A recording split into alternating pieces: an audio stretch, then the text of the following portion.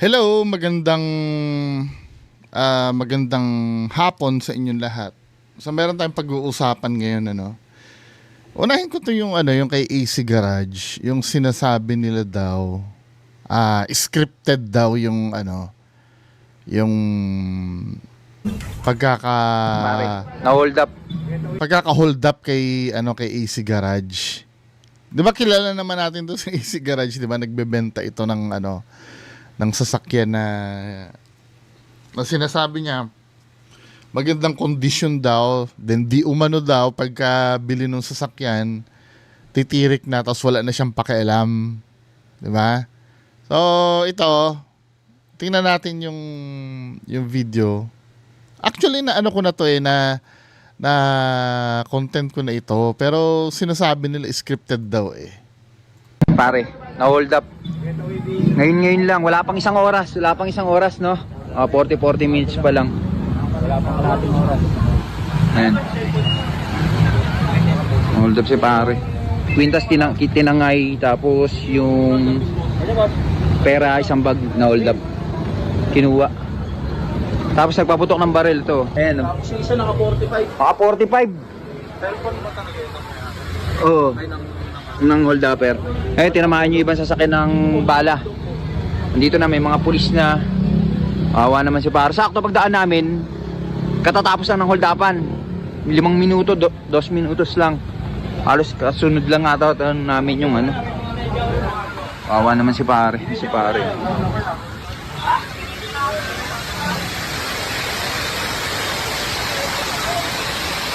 Iyon na pula daw, na hatchback dito daw. Tapos 5 halos kabataan lang daw na nakamas lahat. Eh, si Kuya Alan ang nakakita. Iyon talaga, Kuya Alan, ha? Iyon. Kulay pula. Ayan, pula. Oh. Pula talaga daw kasi sabi din nila pula. Pula din. Oo, pula. Pare. So yun yung then merong explain dito si Biker Drone regarding dyan sa di umano'y pagiging scripted. Hi everyone! Noong isang araw ay pinaulanan ng bala ang opisina ni Boy AC Garage. Pero nakakapagtaka na hindi tugma ang ebidensya at kwento ng kaibigan ni Boy AC Garage. Sa video na ito ay tingnan natin kung masasabi bang isang scripted ang holdapan sa garahe ni Boy AC Garage. Panoorin natin ang video na ito. Ito po ang isa sa mga dahilan kung bakit mukhang scripted ang pang-hold up kay Boy AC Garage. Ang una po ay hindi consistent ang sinasabi ng kaibigan ni Boy AC Garage. Ayon sa kaibigan ni Boy AC Garage, ay wala pang 1 oras at 40 minutes pa lang daw ang nakakalipas nang mangyari ang pang-hold up. Pare, na-hold up. Ngayon lang, wala pang isang oras, no? 40 minutes pa lang. Pero ang kasunod na sinabi ng kaibigan ni Boy AC Garage ay 2 hanggang 5 minuto pa lang naman daw ang nakakalipas na halos kaalis pa lang ng mga hold-upper. Para sakto pagdaan namin, katatapos lang ng hold upan. 5 minuto, 2 minutos lang. Yon. Hindi, kung akong tatanungin, wala namang mali doon sa kwento eh. Ang sabi niya, nangyari yung holdapan, wala pang 1 oras. Pero ang kinikwento kasi nung kaibigan ni Sir AC Garage, yung pagdating namin kaalis lang. Pero nangyari yung pangyayari, mag-1 oras na. Hindi naman conflicting yun. 'Di ba? Kung titingnan nyo, Minutes pa lang. yung unang sinabi niya kasi, ang pinag-uusapan dito, kailan nangyari yung holdapan. Nakakalipas nang mangyari ang pang-hold up. Pare, na-hold up. Ngayon lang, wala pang 1 oras, no? 'Di ba? Wala pang 1 oras nangyari yung holdapan. 40 minutes pa lang. 40 minutes Pero din. ang kasunod na sinabi ng kaibigan ni Boy AC Garage ay 2 hanggang 5 minuto pa lang naman daw ang nakakalipas na halos kaalis pa lang ng mga hold-upper. Para sakto pagdaan namin, katatapos lang ng hold-upan. 5 minuto, 2 minutos lang. 'Di ba? Ang tinutukoy niya yung pagdaan.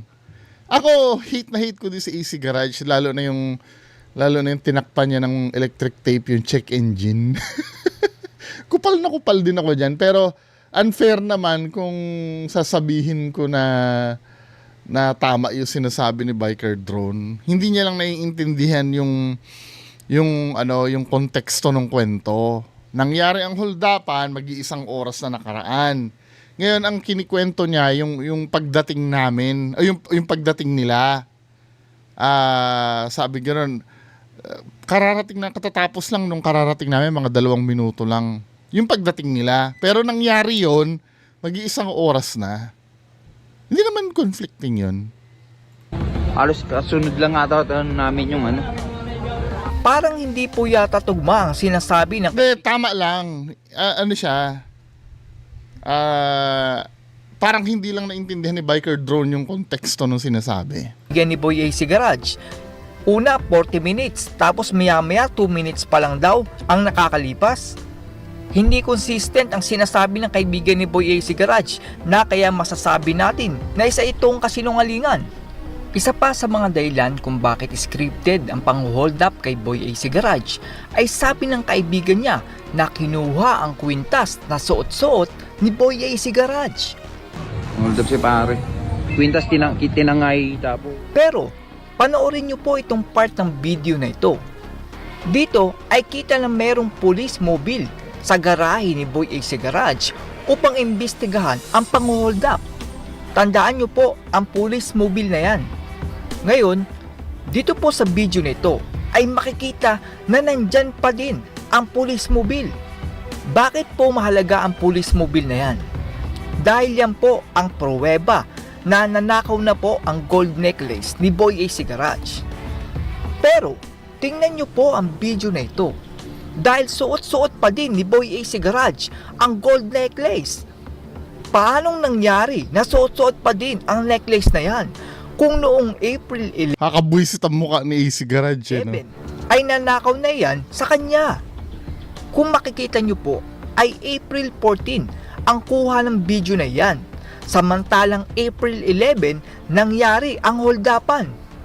Ibig sabihin ay posible na hindi na hold up itong si Boy AC Garage at sila lang din.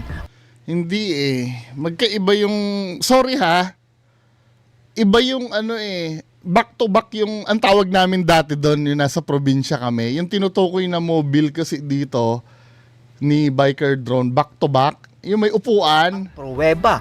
Tama ha, ito yung back to back, kaya tinawag na back to back yan. Sa probinsya kasi namin, magkatalikuran yan. Yung upuan na yan na pwede kang umupo. Tama ha, iba yung pintura na itong pulis na to. Ano po ang police mobile na Tignan mo ha, hindi siya back to back. Ito, back to back itong tinutukoy ni yung may upuan na ganyan. Kung papanoorin natin yung, nasa na ba yung video na yon? Ito tingnan natin yung ng pulis Na hold up. Ngayon lang, wala pang isang oras, no? 40 minutes pa lang. Wala pang kalating oras. Ayan. Hold up si pare. Quintas tinangay tapos yung pera isang bag na hold up. Kinuha. Tapos nagpaputok ng baril to. Oh, hindi naman back to back itong pulis SUV ito.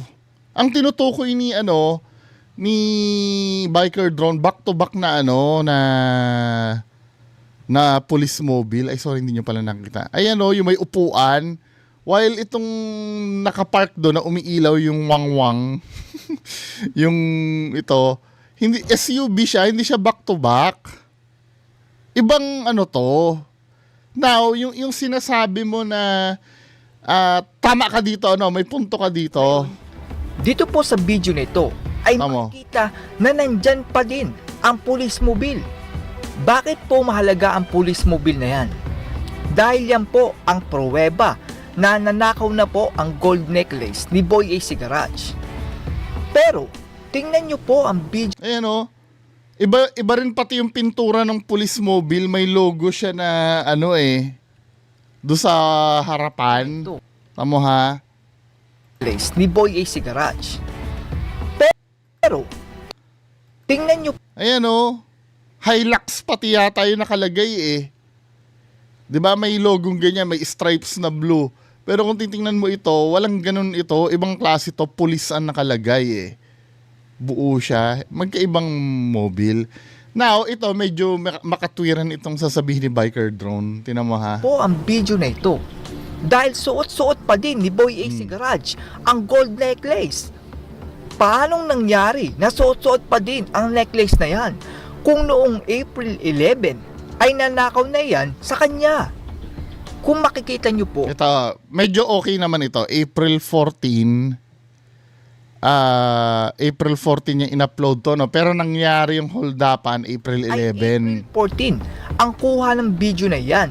Samantalang April 11 nangyari ang hold-upan. Di ba? Pero sa mundo ng ng pagvo-vlog kasi irrelevant yung date Sometimes nag-upload ka ng isang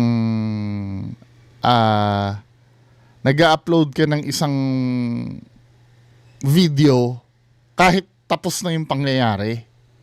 Kasi vlog yun Parang ganito, no? For example, sila Sir Ed, hindi pa nila na-upload yung vlog namin sa Bacas River.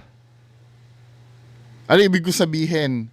Buhay pa si Sir Lance nandun pa si Sir Lance. Di ba namatay si Sir Lance nung Biyernes Santo? Actually, Sabado de Gloria na yata namatay dahil Saturday morning siya namatay basta mahal na araw namatay si Sir Lance. Ngayon, pag in-upload ni Sir Ed yung vlog niya na nandun pa si Sir Lance, sasabihin nyo ba, paano nangyari yun? Patay na si Sir Lance. Yung kaka-upload lang ni Sir Ed Kaluwag, nandun pa si Sir Lance. Vlog kasi yung sinasabi niya. Hindi yan yung pangyayari. Hindi ko alam kung ang wiwik. Ako naniniwala din naman ako scripted, to be honest. Pero ang wiwik nung mga punto ni Biker Drone, 'di ba? Parang katulad nung Villa Epipanya, 'di ba? Sinara na sa public 'yon. Tapos ngayon yung mga kandidato dito sa amin sinara na sa public 'yon, tapos may mga nag-a-upload ng video na ginawa sa Villa Epipanya na pinipm ako. Akala ko ba sarado na to? Hindi nila na-realize matagal nang sinut yung ina-upload doon sa Villa Epipanya. 'Di ba? Parang gano'n yun. May mga ganong vlog talaga na late na ina-upload. Pero inuulit ko now naniniwala pa rin naman ako na scripted to. Pero yung mga point lang ni Biker Drone, hindi Kahit pa sabihin mo, let's say, Ibig sabihin ay posible let's say halimbawa, may latest vlog siya na na may nawasak na po. na may latest vlog pa siya na may kwintas kasi punto niya rin yung kwintas. Pwede naman na higit isa ang niya ang gold necklace niya Siyempre, may alahas ba yan? Isang piraso lang? Malay mo mayroong ibang alahas pa yan. Identical ba yung nanakaw na kadenang ginto sa kanya? Medyo may doon pwera na lang sana kung magiging ebidensya mo, kaya mo na sa aming scripted, ay may insider ka doon na kumanta. 'Di ba? Na hindi, gimmick lang ni AC Garage yan. 'Di ba?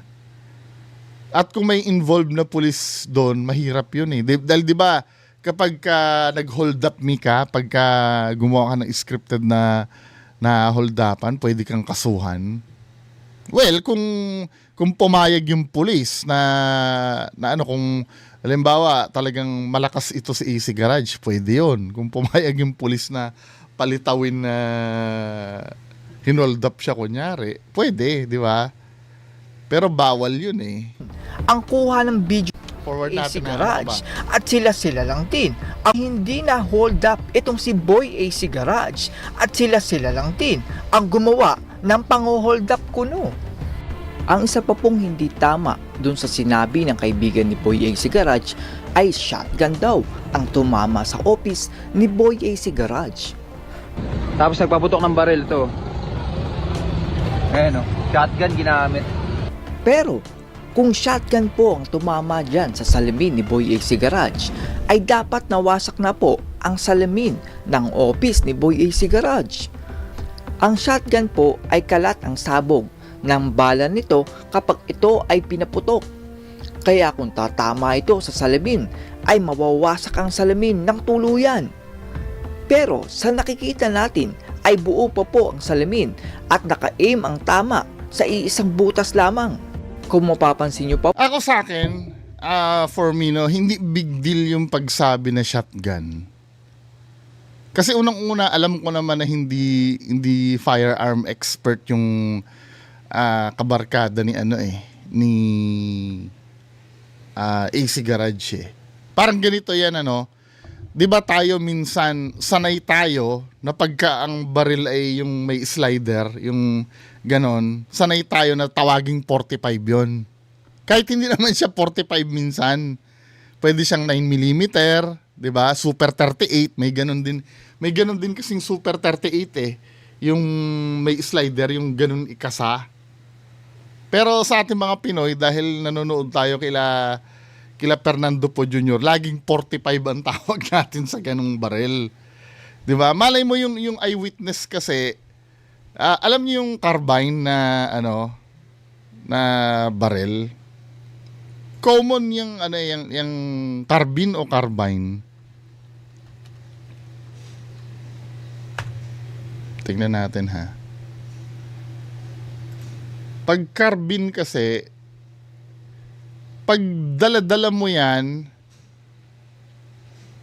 mukha siyang shotgun eh. Pag dala-dala mo yan eh. May uri ako ng carbine na nakita dati. Yung yung parang ganito. Kaya lang wala siyang stock na pang shoulder. Yung as in parang ganun lang siya. Mukha siyang shotgun. Kasi sometimes yung mga eyewitness kasi sa visuals umaasa yun eh. Hindi naman nila alam yung technicalities na ang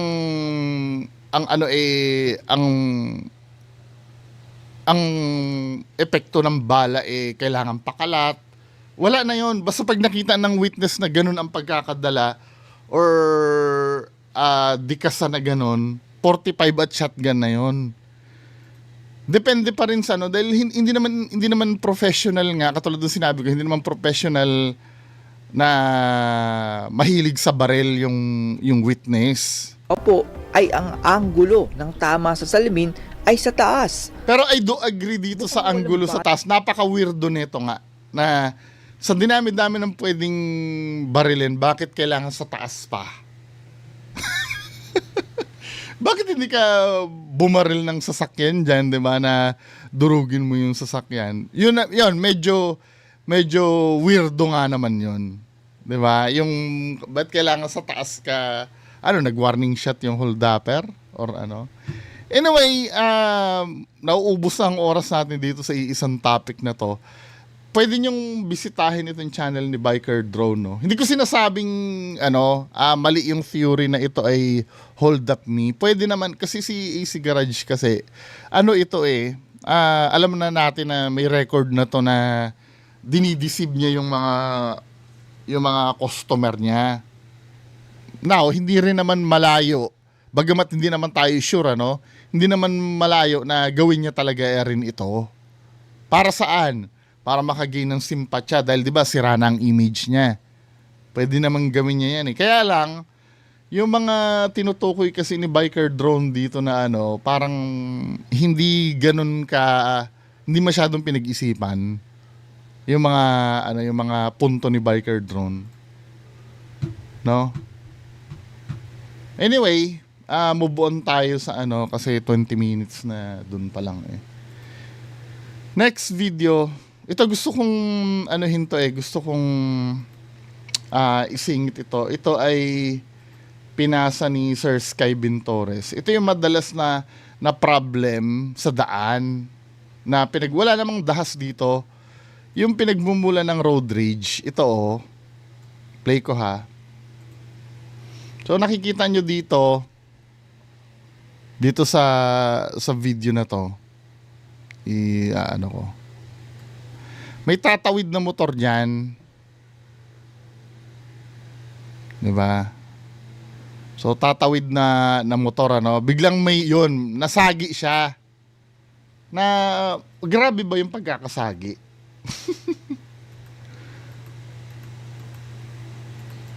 Nasagi yung manibela niya, Pero feeling ko hindi naman damaging yun nasagi siya ng kamote din. 'Di ba? Kaya ako tinawag na kamote din itong tatawid. 'Di ba bawal yung bata na ganyan, tapos wala pang helmet. Tapos yung nakasaga sa kanya kamote din. Tamo. Wala ring helmet. Tapos nilampasan siya. Now, ito yung problema, man. 'Di ba? Since kung ako, 'di ba, kung wala namang nangyari,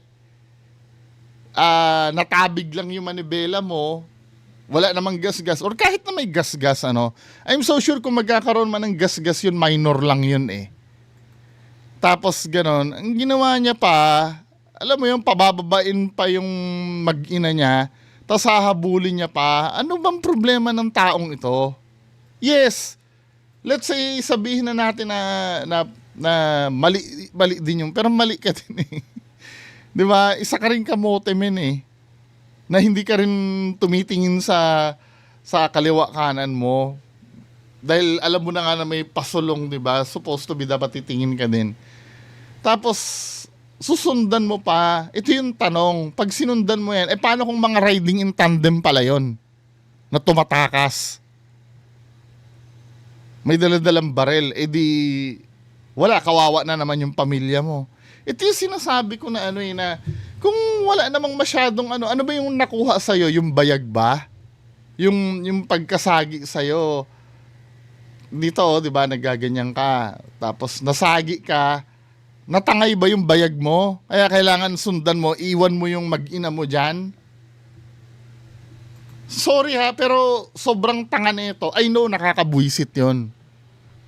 Kahit di naman sa akin mangyari, mabubwisit ako, pero hindi yung punto na hahabulin ko pa. Yung ganyan, pabababain mo yung mag-ina mo. Ito naman si ate, hindi na pinigilan. Ano ba?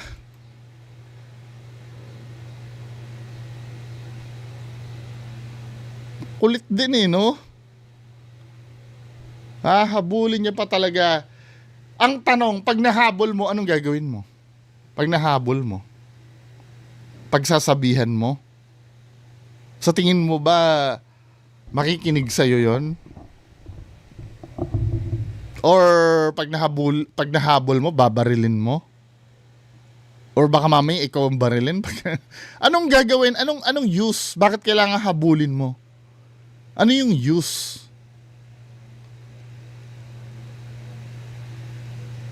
Di ba? Nag-aanuhan kayo.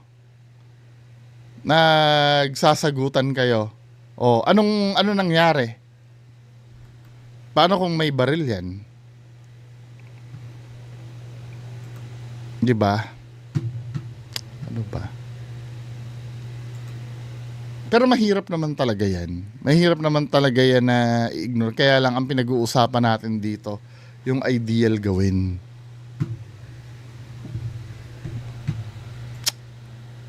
Anyway, next video tayo. Ano to? Kuya, sandali lang kuya. Tabi mo muna kuya. Sandali lang. Tabi mo. Bakit po? Bakit po? Sandali ha. Huwag ka muna tumakbo kuya. Kuya, pakibaba mo nga yung pasahero mo kuya. Bakit po? Kuya, nag-usap tayo kanina. Special. Bakit may pasahero ka ngayon? Special yun. Ang binayaran mo sa terminal ka na, special lang. Oh. Hindi ako diskarte ko na yun. Wala ka na pakialam doon. Ay, hindi pwede, kuya. Hindi pwede. Kuya, nag-usap tayo. Bibigyan ka tayo ng 150. Ha? Bakit ngayon, kuya, nagpasakay ka? Ang usapan lang natin, special, 150. Pero sa diskarte ko na yun. Yung magsakay ako ng iba. Wala ka na doon. Ano yun? Di ba nga kaya nga special? Mali yan, maling diskarte mo, kuya. Maling diskarte mo. Ibigay mo na lang yung ano, kuya. Ibigay mo yung pera doon sa pasahero mo. Ibalik mo na lang, kuya. Maling-mali ka yan. Doon din naman ang punta niya sa pupuntahan mo eh. Isa lang naman eh. Isa lang naman eh. Madudun na ako, kuya, pero mali pa rin. Mali pa rin yung ginagawa mo. Ibalik mo na lang, kuya. Well, dito sa part na to, no, hindi, naiintindihan ko naman yung pasahero. Pero kung halimbawa, katulad nun, same lang naman ang pupuntahan, kaya lang, nakakabwisit naman talaga yun, di ba? Special, when you say special, pag-aari mo yung, momentarily pag-aari mo yung tricycle, yung service nun eh. Pero, for the sake of humanity, kung hindi naman nakakaabala, di ba? Kung hindi naman nakakaabala, di pagbigyan mo na sana. Okay lang, ganito, no? Let's say special.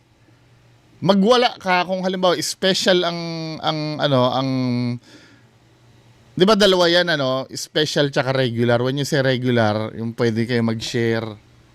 Then, dyan nadali si Olivia eh. Hindi niya alam yung sa tricycle yung special at regular. Biglang tinabihan siya nung kung sino-sino. 'Di ba? Special, regular. Kapag sinabi mo nga namang special, dapat ikaw lang. Now, sa akin, pero kung ako naman ang halimbawa nag-hire ako ng special at may sumakay na hindi naman nakakaabala, sa akin no big deal naman 'yun siguro. Hindi naman siya big deal. Pwera na lang kung nakaabala sa akin. For example, ganito, no? Malilate na ako. Nag-special ako. Kuya, bilisan mo at hahabulin ko yung opisina, malilate na ako. Now, biglang titigil pa siya, magpipick up pa ng iba. Hindi pwede yun. Kaya nga kita hinire para mabilis ako makapunta dun eh. Pero kung chill-chill lang, wala namang problema sa akin. Lalo na kung yung iaangkas nito ay doon din naman pupunta. Sometimes, no, pwede naman tayo magpaubaya naman kung hindi naman nakaabala. Pero kung ibang usapan yung halimbawa, may pupuntahan ka, no, tapos magsasakay ng iba, then iikot pa para lang dun sa inangkas niyang isa, di ba? Hindi pwede yon. Kailangan ikaw yung masusunod dahil hinire mo nga as special eh. May konsiderasyon din naman ako. 'Di ba? Pero dito sa point na to, parang medyo OA naman na si pasahero. Well, kung mapapatunayan niyang naabala siya sa ginawa nito, pwede siya magwala, 'di ba? Pero technicality, wag natin isipin yung pagiging makonsidera natin, 'di ba? Alisin natin yung consideration, mali si tricycle driver dito. Special nga naman. 'Di ba? Special nga naman yung hinire, ba't ka nagsakay ng iba? Hindi pwedeng ganyan diskarte, oh. Guys, ayan daw, diskarte niya, oh. Maling diskarte yan, kuya. Mali yan. Grabe ka naman. Uping ka lang eh. Ano ba? Di ba, boss? Ang binayaran niya sa akin, special doon sa terminal. Wala na siyang pakialam doon kung magsakay man ako dito. I know, hindi, mali kuya. Kaya nga special eh. Wala, kung ganun din lang, ano bang pinagkaiba niya sa regular? Diba? Bobo din itong tricycle driver. Kaya special eh. Tingnan natin comment section. Sino yung kinampihan? Ba't hindi ko makita yung comment section? Anyway, di ba kaya nga special eh? Dahil parang taxi, di ba? Hindi naman sharing eh. Boss, naging driver din ako pero hindi ako. Anyway, kayo nang bahala dyan, Pero hindi ko naman sinasabi na alisin yung pagiging makonsidera. Pero medyo may pagkabobo yung tricycle driver dun sa pagkakaintindi niya. Special daw ang binayaran pero diskarte niya na daw yung kung magsasakay siya. Ano ba? Special nga eh.